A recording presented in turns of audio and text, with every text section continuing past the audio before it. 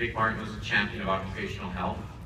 Just over 20 years ago, labor activists began to push for the establishment of a worker-run health and safety center, and it seemed like an impossible dream.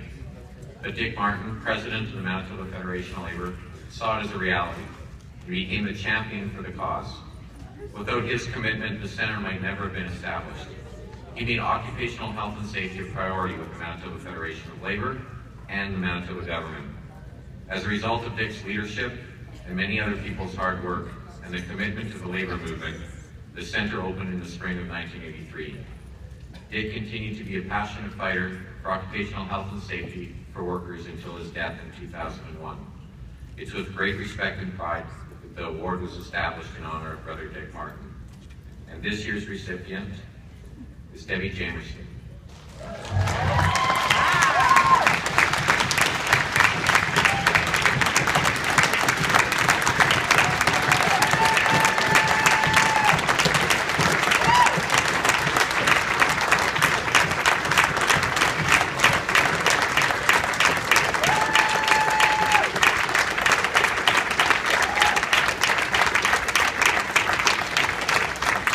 Debbie finishes making her way up, I'll share with you the nomination that came forward from her union, MGU.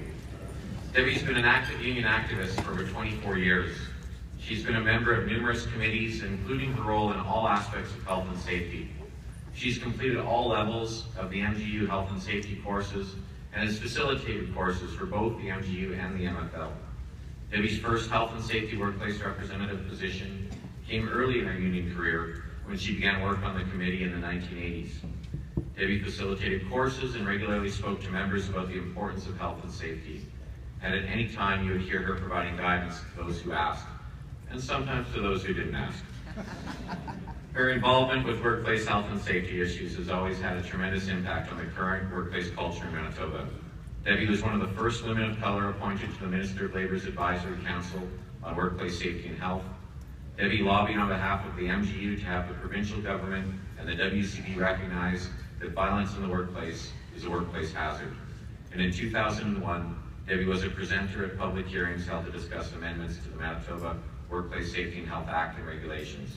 As a result of her efforts and those who lobbied along with her, amendments have been incorporated into the regulations on harassment and violence in the workplace.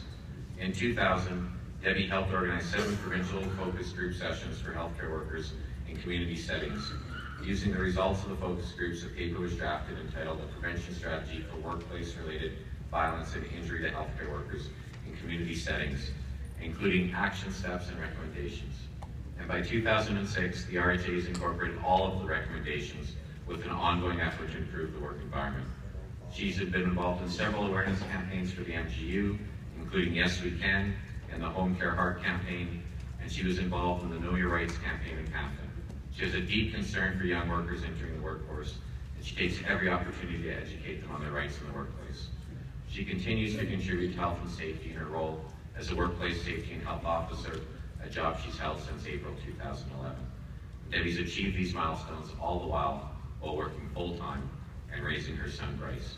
It gives me great pleasure to award the 2015 Dick Martin Award to Deb Jamerson.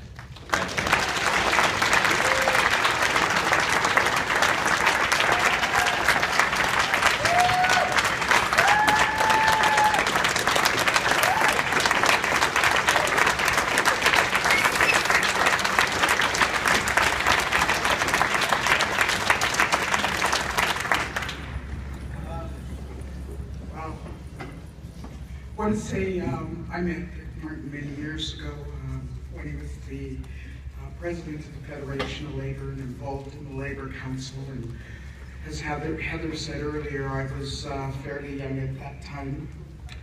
And what got me involved in safety and health really was there was no safety and health legislation, and I worked in a nursing home.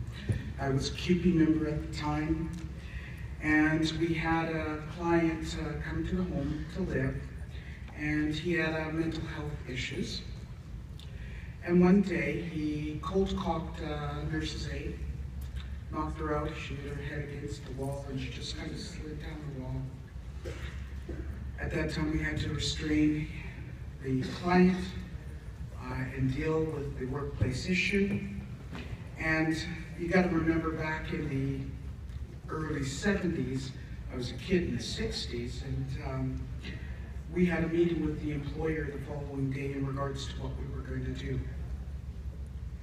And they talked about different issues and how we could deal with this. And at the end, I sort of said, I just looked at them and I said, you know, I've grown up school hard knocks. And I've always been taught that if I'm hit by somebody, to strike back. And so you as the employer, if this happens again, and I happen to get hit by this person, then I hit them back, who's going to protect me? The next day I came into work, and the client has gone back to St. Boniface Mental Health Center. They realized that they didn't have the ability to protect its workers or the client in the nursing home. Shortly thereafter, JED and a group of people were working on workplace safety and health legislation in Manitoba. It was the first, and we were successful. But that was my introduction into safety and health. How do I protect the client and protect myself at the same time? And every day we do that. I want to thank a person named Murray Craddock, who is no longer with us, because Murray Craddock was my president, and he helped guide me through that process and that time, and became an activist. I want to take the opportunity to thank three other people: Dale Neal, Margaret Day, and Greg Mendros. Those were my mentors through my times as an MGU member who got me involved in workplace safety and health, and it became part of me. As an activist, it's interesting. We take on a issue, and then we take on another issue, and the next thing you're doing some activist work, and you don't even realize that you're doing it on behalf of the union, because you're just thinking that you're doing it on behalf of a worker. But really, you're looking at the best for all. And so don't ever forget that. My son isn't here today. He's in Calgary. Woo-hoo. Been gone for a whole 12 weeks. So I was talking to him, and I told him I was going to get this award, and he said to me, Mom, and I'm going to be the safety rep on the site because they don't have a safety rep. And I said, good for you, kid. All right. So that's good to know. I also want to take this time to thank my nominators, Sister Kimberly Lynn and Sister Pat Williamson. This wouldn't have happened if you hadn't put my name forward.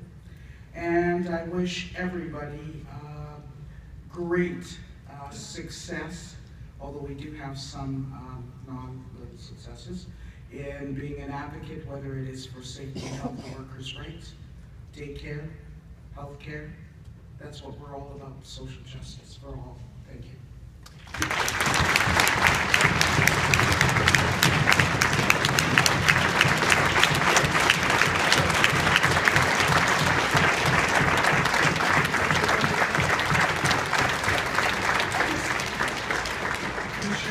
Michelle just reminded me of something. You might see these I Love Debbie, the badges, okay?